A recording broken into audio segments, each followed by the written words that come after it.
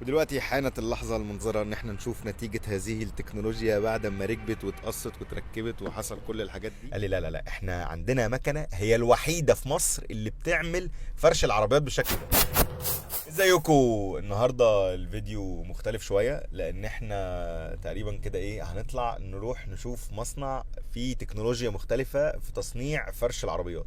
الموضوع غريب شويه ولكن في حته كده ليها علاقه بيا بشكل شخصي. من 5 سنين رحت عملت، كنت بسال كده مين احسن حد يعمل فرش. اشتريت عربيه وبتاع وعايز اعمل فرش عربيه عشان اخليه شكله حلو وبتاع. بحب انا الالاجه تبقى في العربيه يعني. فسالت فقالوا لي ايه من احسن الناس اللي بتعمل فرش العربيه هو جينز كار. فرحت مكان في مدينه نصر كده كان صغير وبتاع، ورحت شفت العربيه وقعدت اختار الخامات واختار الخياطه ومش عارف ايه والكلام ده كله، ووريني بقى عربيات اتعملت قبل كده.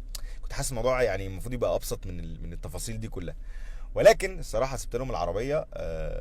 رفعوا المقاسات بتاعت العربيه وبعد كده رحت خدت العربيه وانبهرت. يعني الموضوع كان في الحقيقه مبهر. وكل لما حد يركب معايا العربيه يقول لي ايه الجمدان ده، بيفتكروا ان اصلا دي جايه مع العربيه، يعني الفرش ده هو فرش العربيه. وبعديها بقى الصراحه بقيت كل ما حد يسالني يعني جاب عربيه جديده وعايز يحافظ على الفرش بتاعها، او جاب عربيه مستعمله وعايز يبقى يظبط بقى الفرش ويخليه حاجه كانه لسه شاريه زيرو، فكنت بقول له ايه يروح لجينز كار ويروح هناك ويتبسط ويبعت لي ويقول لي شكرا وبتاع. انا في الحقيقه ما بحبش اريكومند حاجه لحد، يعني ما بحبش اقول لحد روح لمكان معين عشان لو ايه لو عكوا الدنيا ما بقاش انا السبب يعني. ولكن الصراحه على مدار ال6 سنين مثلا وديت لهم عربيه ابويا وعربيه 2 صحابي وعربيتيني، اشتريت عربيتين ووديتهم. يعني في 5 6 عربيات راحوا كده ومفيش عربيه فيها غلطه. يعني العربيه اللي انا راكبها دي على فكره والله معموله في جينز كار. المهم انا ليا واحد صاحبي اسمه محمود قرر ان هو يعمل عربيته، فقلت له يا معلم روح جينز كار وقول لهم بس ايه انا من طرف محمد علاء، هم هيتوصوا بيك يعني، انا راجل قديم يعني خبره معاهم. المهم في يوم لقيت كريم بيكلمني وقال لي علاء انا محتاجك تيجي، بما انك انت جايب الراجل ده يعني جايب محمود ده، فايه انا محتاجك ان انت تيجي تشوف التكنولوجي في صناعه فرش العربيه بتاعت محمود. يا عم العربيه ما فيهاش تكنولوجيا، يا عم روح خيطوا البتاع وركبوا للراجل الفرش بتاعه، الموضوع مش كبير. قال لي لا لا لا، احنا عندنا مكنه هي الوحيده في مصر اللي بتعمل فرش العربيات بالشكل ده. فعايزينك تيجي بس بما انك مهتم بالتكنولوجيا وليك علاقه بالتكنولوجي، تعالى شوف الكواليتي بتطلع ازاي وازاي المكنه دي بتطلع فرش العربيات بالشكل ده. خلينا نروح كده نشوف النهارده التكنولوجي دي فعلا والمكنه الوحيده في مصر اللي بتعمل الكلام ده، وهل الموضوع جامد ولا مش جامد. احنا دلوقتي دخلنا مصنع جينز كار، وفي الحقيقه في الاوضه دي هي التكنولوجيا. انا سامع صوت التكنولوجيا من هنا. اوكي. دي. ومعانا كريم بيصورني. ازيك يا كريم؟ عامل ايه؟ اخبارك ايه؟ مبسوط؟ نزلتني من الاجازه؟ خلاص هي التكنولوجيا حبكت خلاص ايام الاجازه. خد ده المايك بتاعك. ماشي انت شايفني؟ انت مش شايف؟ اوكي ركب المايك وتعالى نخش نتفرج على التكنولوجيا عامله ازاي. اوه السلام عليكم. ايه الاخبار؟ عامل ايه؟ كله كويس؟ معانا كريم بس هيورينا شويه حاجات. عم نصح ما تشغلش. ماشي. خلينا بس قبل ما نبدا نصور كده نفهم ايه الفكره. يعني زمان انا كنت اعرف ان فرش العربيات ده هو حاجه يعني ما فيهاش قصه، يعني ما فيهاش موضوع كبير قوي، ولكن ان فرش العربيات يفضل يتطور لغايه اما نوصل ان مكان معين بيعمله بدقه عاليه جدا عشان يلبي احتياج العميل. دي حاجه انا ما كنتش عارفها. انا كنت فاكر الموضوع بيتعمل مانيوال كده والموضوع ايه بسيط. الاول الموضوع بينزل خامات ساده خالص، بعد كده نزل خامات ان هي تبقى ساده ومخرم.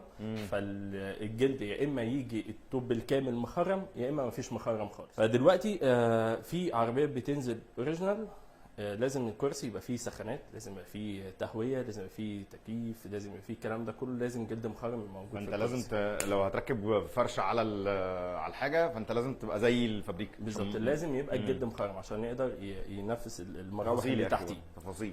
فانا كنت محكوم دلوقتي بخامتين 3 اللي بينزلوا مخرم.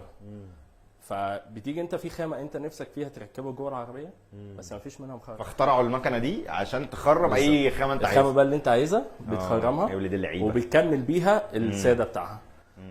طب خلينا نتفرج بس، انا مش عارف انا متحمس. ممكن انا عارف ان هو شغل بس انا عايز اتفرج معلش.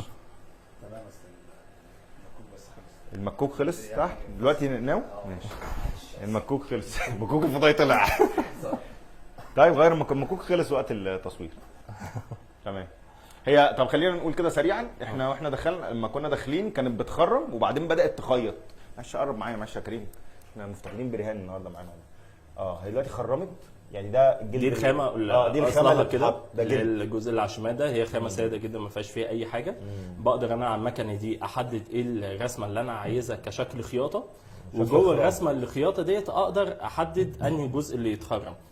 والمكنه نفسها بتروح مخرمه الاول بابر صح كده، وبعد كده تروح مخيطه بهاي كواليتي. بالظبط. انت تقدر تتحكم في الغرزه دي اضيق اوسع صح؟ اقدر اتحكم في الرسمه وفي الغرزه وفي التخريم والخرم نفسه عامل ازاي، وكل واسع ولا ضيق والمساحه اللي اقدر اخرمها وباقي يبقى ساده. فانت لو عايز اخلي الخياطه حمراء اقدر اعمل كده، اي لون خيط انت عايزه على اي خامه، واي خامه ممكن تتخرم بالشكل اللي انت يبقى معناه الرسمه والاخرام ولون الخيط ولون الجلد اوبشنز، يعني انت تقدر تكستمايز اي حاجه انت عايزها جوه الكرسي بتتعمل. انا عايز اقرب مش مانوال. سامحني.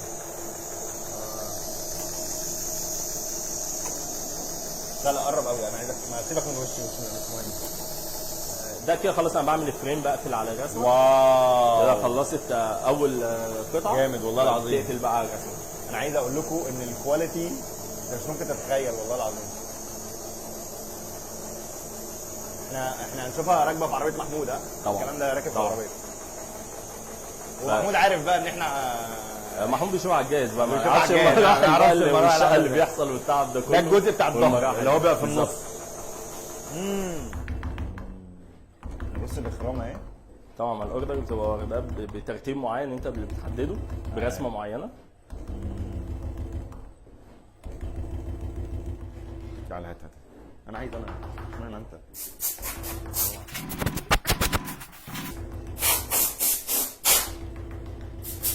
وبرضه لازم تبقوا فاهمين ان التكنولوجي دي موجوده باشكال مختلفه، سواء كانت ليزر بتحرق مثلا عشان تخرم في الجلد، او كانت السي ان سي اللي هي بتنزل ابره في الجلد.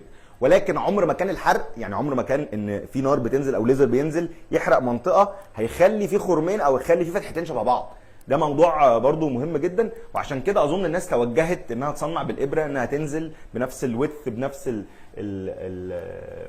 الباترن يعني اللي هم شغالين بيه. الحقيقه شابو جينز كار الصراحه على الكواليتي، وعلى فكره ان هم طول الوقت بيتقدموا، وان انت تلاقي حاجه مصريه بالشكل ده او حد بيهتم بالكواليتي بالشكل ده، فتلاقي في عربيتك ان انت فعلا راكب عربيه محدش عارف ان دي ستوك ولا متركب لها فرش. الموضوع الصراحه يستحق، وخلينا نروح نركب العربيه ونشوف بعد ما تركب بتبقى شكلها عامل ازاي. يلا جامد ولا مش جامد؟ ودلوقتي حانت اللحظة المنتظرة ان احنا نشوف نتيجة هذه التكنولوجيا بعد ما ركبت واتقصت وتركبت وحصل كل الحاجات دي بقى عامل ازاي. بسم الله الرحمن الرحيم. اوه واو يا جدعان، اقسم بالله حاجة جامدة جدا. بصوا عاملة ازاي، بصوا التفاصيل عاملة ازاي. واو انت شفتوا ده على المكنه، انت شفتوا الكلام ده على المكنه وهو بيتخرم كده وبيتخيط، بس محدش كان يتوقع ان هو بيطلع كده في الاخر. بصوا الكواليتي عامله ازاي صراحه، يعني العربيه شكلها اتغير تماما. بصوا بقى من الزاويه التانية الموضوع عامل ازاي. صراحه الموضوع مختلف، هو غير شكل العربيه تماما، يعني هم عملوا له كل حاجه بكل التفاصيل عشان يطلع بالجوده دي. انا متاكد ان محدش هيتخيل ان ده مش الاوريجينال، مش الستوك اللي نزل مع العربيه، من الكواليتي اللي معمول بيها والتفاصيل اللي معمول بيها. انا هسيب لكم اللينك بتاع جينز كار في اول كومنت، ممكن تخشوا وتتفرجوا على كميه تفاصيل مرعبه، يعني موضوع جامد جدا صراحه.